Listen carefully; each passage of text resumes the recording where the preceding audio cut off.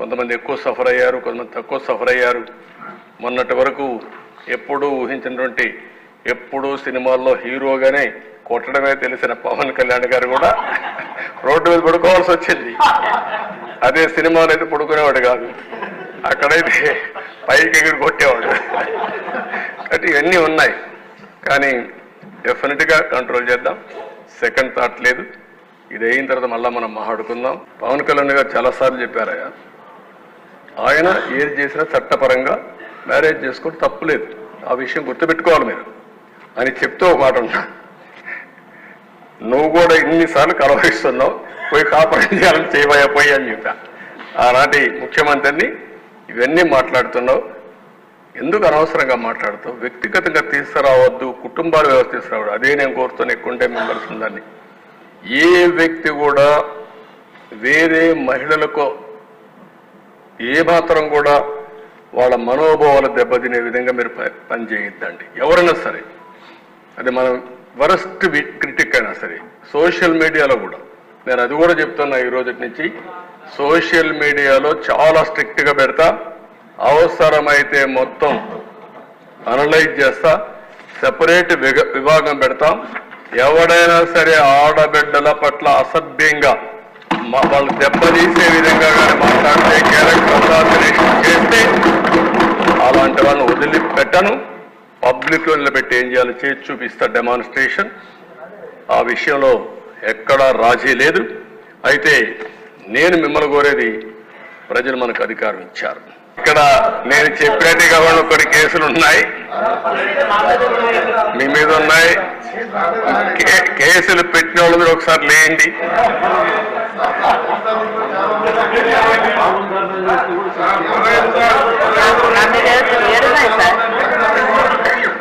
చూసారా దేశ 7 కేసులు ఉన్నాయి. అంటే రాజకీయ పోరాటం చేసిన వాళ్ళందరిపైన కేసులు పెట్టారు. అంటే ఇంకెప్పటికీ బయట రాకూడదు అనుకున్నారు, కానీ నేరుగా ప్రజలు ఆలోచించి అసెంబ్లీ పంపించారు అధ్యక్ష అందరినీ.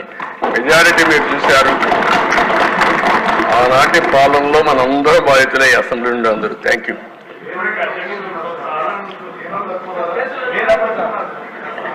నెక్స్ట్ మీ ఇంట్లో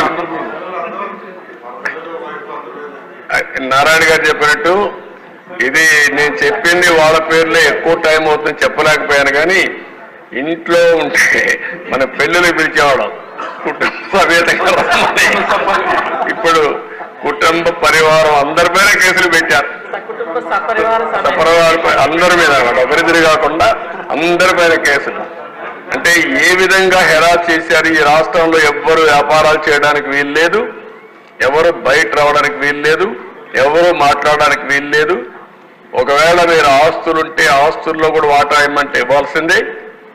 ఇలాంటి భయంకరమైన పరిస్థితులు. నారాయణ గారు అయితే కూతుర్లు పెట్టారు, వాళ్ళ మిస్సెస్ పేరు పెట్టారు, అందరినీ వదిలిపెట్టలేదు. లేని వాళ్ళు చాలా మంది తక్కువ ఉన్నారు. ఇక్కడ 20 కేసులు ఉన్నాయి.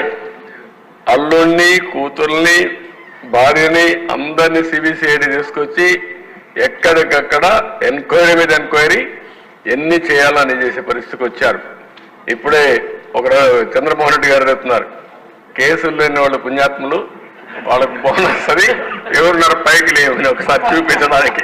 కేసులు లేని వాళ్ళు అదృష్టవంతుల వాళ్ళు. చూసారా దేశ, కేసులు లేని వాళ్ళు వీళ్ళు మాత్రం మెజారిటీ బాధితులు. Okay, thank you.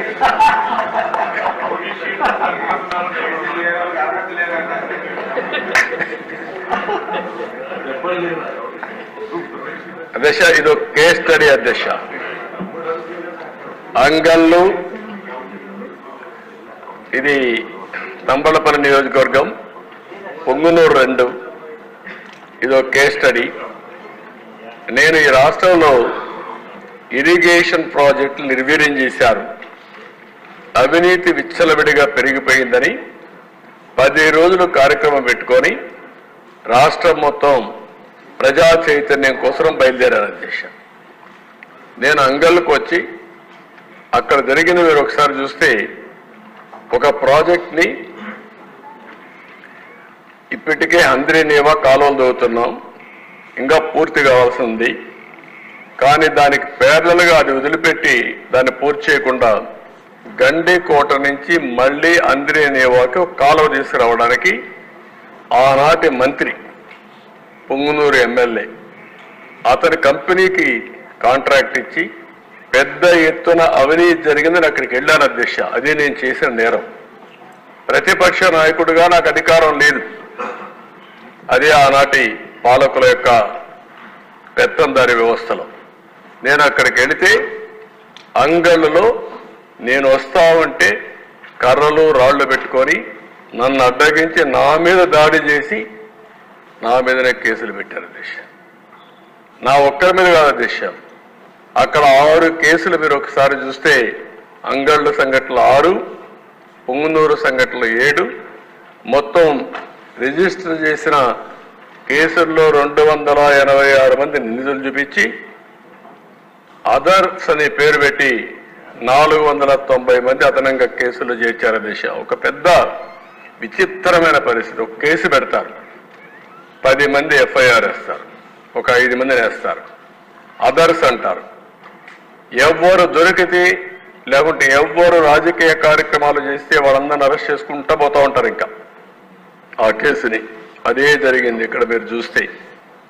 మొత్తం ఎఫ్ఐఆర్లో మీరు చూసినప్పుడు ఒక నెంబర్, కొత్తగా చేర్చినటువంటి నిందితులు ఇంకొక నెంబర్, అరెస్ట్ చేసింది ఒక పక్క, ముందస్తు బెయిల్. ఎంత టెర్రరైజ్ చేశారంటే ఆ 2 నియోజకవర్గాల్లో ఆ 2 సంఘటనల్లో దగ్గర 1000 మంది పైన 409 ప్లస్ 286. మీరు ఆ 2 చూసిన తర్వాత 600 మంది పైన కేసులు పెట్టారు. కేసులు లేనివాడు వెళ్ళాడు. చాలా మంది నెల, 2 నెలలు, 3 నెలలు, 6 నెలలు జైల్లో ఉన్నారు. ఎక్కడెక్కడో వెళ్ళిపోయి యాంటిసిపేటరీ బెయిల్ వచ్చిన తర్వాత తిరిగి వచ్చే పరిస్థితికి వచ్చారు. నెక్స్ట్ అధ్యక్ష, ఒక పక్క రాజకీయ నాయకులు, రాజకీయ పార్టీ కార్యకర్తల పైన, ఇంకొక పక్కన చూస్తే కరోనా సమయంలో మాస్క్ అడిగిన సుధాకర్ మంచి డాక్టర్ ఏ విధంగా చేశారో మీరు చూస్తున్నారు. సీనియర్ అధికారి తర్వాత జడ్జి రామకృష్ణ పెద్దిరెడ్డి కుటుంబాన్ని విమర్శించారని ఆయన మీద దాడి చేసే పరిస్థితి.